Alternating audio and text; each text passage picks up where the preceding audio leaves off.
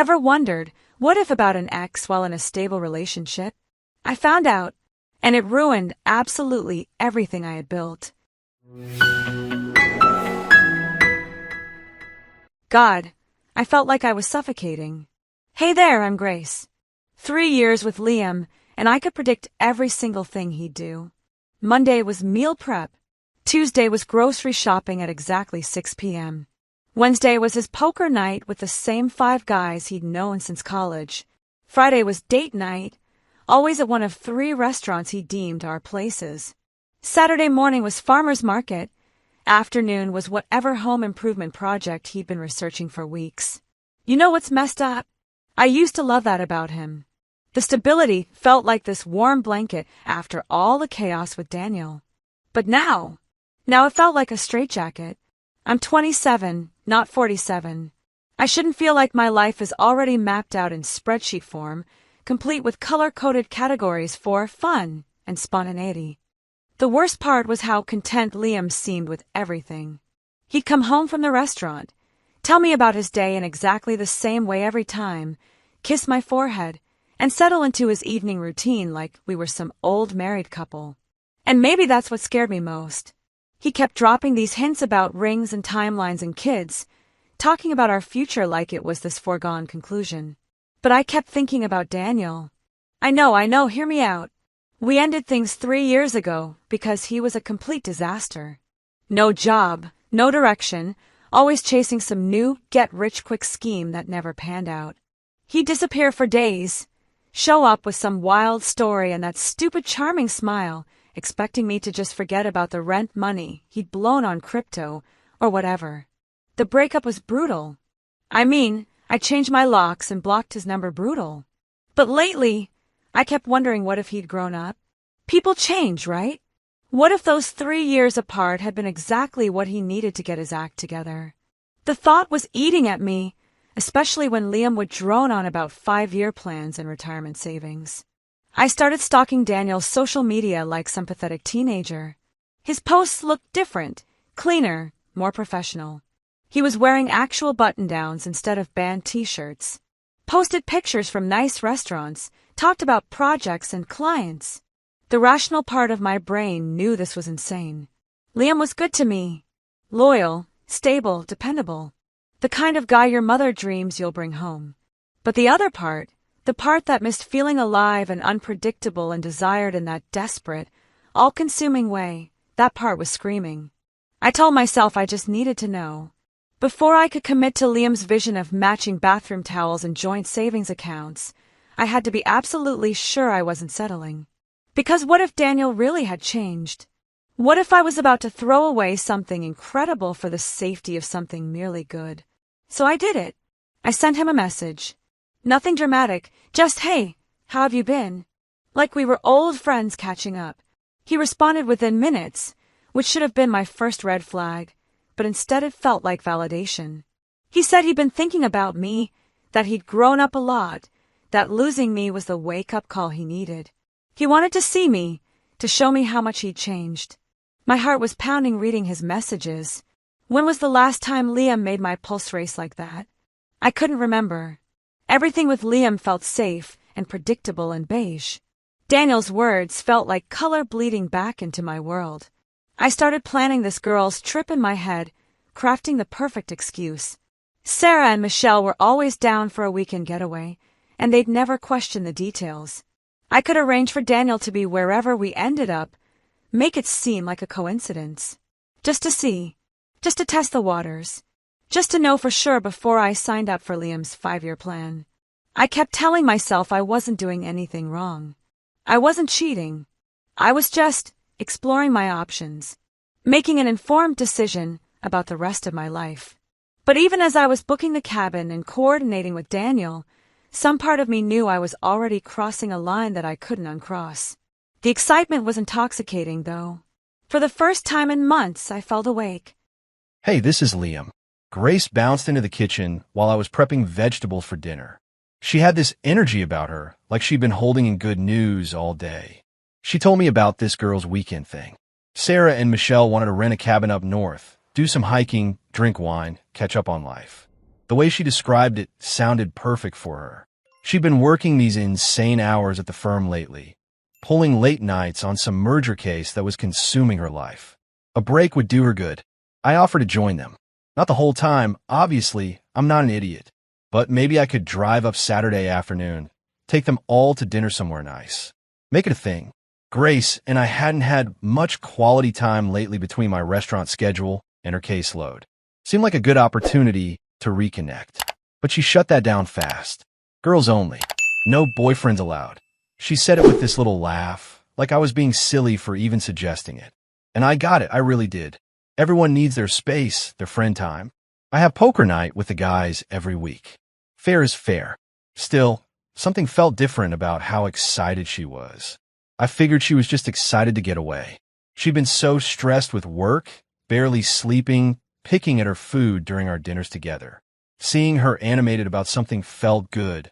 Honestly, even if it meant I'd be spending the weekend alone. The night before she left, she was packing with this energy I hadn't seen in months. Trying on different outfits, asking me how things looked, but not really listening to my answers. She seemed younger somehow, like the Grace I'd first met 2 years. I made her favorite pasta that night, opened a bottle of the wine we'd been saving. Figured we should have a nice dinner before she took off. She'd barely touched her food, kept checking her phone, seemed distracted. When I asked about it, she said the girls were just coordinating logistics, figuring out who was bringing what. Made sense to me. Sarah's always been the overplanner of their group, probably sending spreadsheets about snack assignments and hiking schedules. I kissed Grace goodnight and told her to have fun, to relax, to not think about work for 3 whole days. She was gone before I woke up Friday morning. Left me a note on the kitchen counter saying she loved me, would miss me, would call when they got to the cabin. Her handwriting looked rushed, excited. I spent Friday pulling a double shift at the restaurant. We were short-staffed and had 2 private parties booked, so I didn't have much time to think about anything except keeping the kitchen running. Got home around midnight, exhausted but satisfied. The house felt quiet without her, but not lonely. Just peaceful. Saturday, I slept in, hit the gym, caught up on the cooking shows I'd been meaning to watch. Grace texted me a few pictures from their hike. Beautiful views, the 3 of them looking happy and relaxed. She looked gorgeous in the mountain air, her cheeks flushed from exercise and fresh air. Sunday morning, I started planning a nice dinner for when she got home. Figured I'd surprise her with that salmon dish she always requests for special occasions. Maybe we could talk about taking a real vacation together soon. Somewhere warm where we could both unplug completely. The house was clean, dinner was planned, and I was looking forward to hearing all about her weekend adventures. I had no reason to worry about anything. The cabin was perfect. Sarah and Michelle thought I'd just gotten lucky finding it last minute, but Daniel had actually arranged the whole thing. When I saw him waiting in the parking area, my stomach did this flip I hadn't felt in years. He looked different. Good different. Gone was the scrubby beard and wrinkled t-shirts. He was wearing actual grown-up clothes, dark jeans that fit properly, a button-down that wasn't covered in band logos. His hair was cut professionally instead of that shaggy mess he used to have. Even his posture seemed more confident, less like a guy who spent his days on someone's couch playing video games. The girls were suspicious at first, obviously. They remember the Daniel disaster years pretty clearly. But he was so charming, so apologetic about the past, so eager to prove he'd changed. He talked about his freelance work, these corporate contracts he'd landed, showed us pictures of this apartment he was renting in the city. Everything looked legitimate, adult, stable. Saturday night after Sarah and Michelle went to bed, Daniel and I sat on the deck talking until sunrise. He told me losing me was the biggest wake-up call of his life. Said he'd spent the last 3 years getting his act together, learning from his mistakes, becoming the man he should have been when we were together. He had this way of making everything sound so sincere, so heartfelt. He brought out this expensive bottle of wine, not the cheap stuff he used to grab from gas stations, but actual good wine that probably cost more than his old weekly budget. Told me about these business plans he had, these opportunities that were finally coming together. Said he'd been waiting for the right moment to reach out to me because he wanted to prove he was worthy of a second chance. God, It felt intoxicating. With Liam, everything was always so measured, so planned out. But Daniel made everything feel electric, unpredictable. When he looked at me, I felt like the most fascinating woman in the world instead of just another checkbox on Liam's life timeline. He didn't push anything physical that night, which honestly surprised me. The old Daniel would have been all over me the second we were alone. But this version seemed more mature, more patient. Said he respected what I had with Liam, that he just wanted me to see who he'd become before I made any permanent decisions. The way he talked about our future, because he did talk about our future, like it was this beautiful possibility just waiting for me to say yes. It all sounded so different from Liam's practical plans. Daniel talked about traveling, about adventures, about building something exciting together. Not spreadsheets and savings accounts, but passion and spontaneity and feeling alive. By Sunday morning, I was convinced. This wasn't the same irresponsible mess I'd dated 3 years ago. This was a man who'd learned from his mistakes, who'd grown up, who was ready to give me everything Liam couldn't. The stability, but with excitement. The commitment, but with passion. I started posting pictures on social media. Nothing obvious at first. Just group shots where Daniel happened to be in the background, scenic views where you might catch a glimpse of him if you looked carefully. But then I got bolder. Posted a picture of our dinner Saturday night, tagged the location, made sure Daniel was visible. I was baiting Liam. I wanted him to see, to question, to maybe even get jealous enough to fight for me. Because as much as I was falling for this new version of Daniel, I couldn't quite bring myself to break up with Liam directly. I kept posting, kept dropping breadcrumbs for Liam to follow, kept telling myself I was just keeping my options open until I could figure out the best path forward. But deep down, I think I'd already decided. Daniel's transformation felt real, and being with him felt like coming back to life after months of sleepwalking through my relationship with Liam. I was scrolling through Instagram Sunday night, just killing time before Grace got home, when I saw the picture.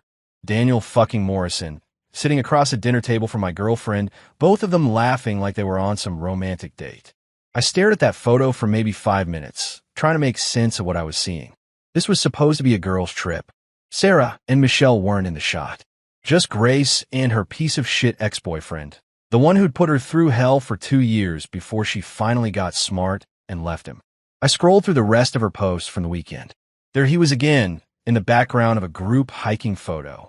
There he was at what looked like the same cabin where my girlfriend was supposed to be bonding with her female friends. There he was in every single picture she'd posted, like some kind of shadow she was trying not to acknowledge, but couldn't quite hide. Grace got home around 10, all smiles and stories about her amazing weekend. She hugged me like nothing had happened, started unpacking her bag while telling me about the hiking trails and how relaxed she felt. I let her go on for maybe 10 minutes before I couldn't stand it anymore. I showed her the Instagram post, asked her to explain why Daniel was at her girls' weekend. But instead of coming clean, she doubled down on the lie. Said it was a coincidence that he happened to be staying in a nearby cabin with some friends. Said they'd just run into each other at dinner, that it would have been rude not to say hello. I asked her why she hadn't mentioned this coincidence in any of our phone calls over the weekend. Why she'd posted pictures with him but somehow forgot to give her boyfriend a heads up that her ex was there. She got defensive, started turning it around on me. Said I was being paranoid, that I didn't trust her, that she couldn't believe I'd accuse her of lying. But she was lying. I could see it in how she wouldn't meet my eyes, how she kept fidgeting with her phone, how every explanation sounded rehearsed. The Grace I knew was a lawyer. She was good at thinking on her feet, at crafting arguments that made sense. This version of her was scrambling, contradicting herself, making excuses that fell apart under the slightest pressure. I asked her directly if she'd planned to see Daniel, if this whole girls' trip was an excuse to reconnect with her ex. She denied it, but there was no conviction behind her words. She said she loved me, that she would never do anything to jeopardize our relationship, that I was being crazy and jealous and unfair. Then she tried a different approach, started talking about how we needed to work on our communication, how maybe we'd grown apart lately, how this misunderstanding was really about deeper issues in our relationship. Classic deflection trying to make my very reasonable questions about her lies into some kind of couples therapy session. I realized she wasn't planning to tell me the truth. Ever. She was going to keep lying, keep gaslighting, keep trying to make me feel like the problem while she figured out her next move. And watching her manipulate me so coldly, with such calculated dishonesty, I finally saw who I was really dating. This wasn't some mistake or momentary lapse in judgment. She planned this whole thing, lied to my face for weeks while she set it up. Probably been talking to Daniel behind my back, rebuilding whatever connection they'd had, testing the waters while I was working doubles and planning our future. I told her we were done. Just like that. No dramatics, no yelling, no begging for explanations she was never going to give me honestly anyway. I said I'd sleep on the couch tonight, and I wanted her stuff gone by the time I got home from work tomorrow. She looked shocked, like she'd expected me to fight for her or plead with her to choose me. Maybe she thought I'd give her some ultimatum she could manipulate her way around. But I was past all that. She'd made her choice when she booked that cabin. Everything since then was just elaborate theater. I went to bed that night knowing I'd dodged a bullet. Better to find out who Grace really was after 3 years than after 3 kids and a mortgage. Moving out was humiliating. Liam wasn't even there when I packed my stuff, just left me to box up 2 years of my life while he hid at the restaurant like a coward. I kept expecting him to call, to text, to show up and try to work things out. But nothing. Radio silence. Daniel helped me move into this cute one-bedroom downtown. Said it was perfect for a fresh start, close to my office, great neighborhood for young professionals. He was so supportive during the whole process, kept telling me how proud he was of me for choosing happiness over settling, for being brave enough to take a risk on love. Within a week, he was basically living there, staying over every night, leaving his clothes in my closet, talking about our place like we'd signed a lease together. I loved it at first. The spontaneity, the passion, waking up next to someone who looked at me like I was the most incredible woman alive instead of just there. We went out constantly. Expensive dinners, clubs I'd never been to, weekend trips to the coast. Daniel said he wanted to make up for lost time, show me all the experiences we could have together now that he had his life figured out. The sex was incredible, intense and desperate in a way it had never been with Liam's scheduled Saturday morning routine. For about a month, I felt vindicated. This was what I'd been missing with Liam. This electricity, this feeling of being desired instead of just loved out of habit. Daniel made everything feel like an adventure, like we were writing our own rules instead of following some boring relationship handbook. But then the money requests started. Small at first. Could I grab dinner tonight since his payment from a client was delayed? Could I cover utilities this month since he was between projects? His freelance work was feast or famine, he explained, but the feast was coming soon. He just needed to bridge a few gaps. I didn't mind helping. I made good money at the firm, and couples support each other, right? Besides, Daniel was contributing in other ways, cooking elaborate meals, planning our social life, making me feel like the center of his universe. The financial stuff would balance out once his business picked up. Except it never picked up. The client payments were always delayed, the big contracts always fell through at the last minute, the promising opportunities always turned into dead ends for reasons that weren't his fault. My savings account started shrinking fast between covering his share of everything and funding our expensive lifestyle. 3 months after I'd left Liam for my grand love story, Daniel cleaned out my bank account and disappeared. Left me a note saying he needed to go handle some family emergency, would be back soon, loved me more than life itself. That was 6 weeks ago. I tried calling Liam. Started with texts, casual check-ins about how he was doing. When he didn't respond, I called. When he didn't answer, I showed up at the restaurant. He saw me coming and walked into the back kitchen. Had one of the servers tell me he was busy and couldn't talk. Last week I went to his apartment. Used my old key, thinking maybe we could just sit down and talk like adults. But he'd changed the locks. Left me standing in the hallway like some kind of stalker, holding flowers and an apology I'd rehearsed for days. I gambled everything on Daniel being different, on passion being more important than stability, on excitement being worth more than loyalty. I threw away 2 years with someone who loved me genuinely for someone who loved the idea of what I could do for him. Now I'm 28, single, broke, and starting over in a city where my ex won't even acknowledge my existence, and my friends keep asking what happened to that nice chef I used to date.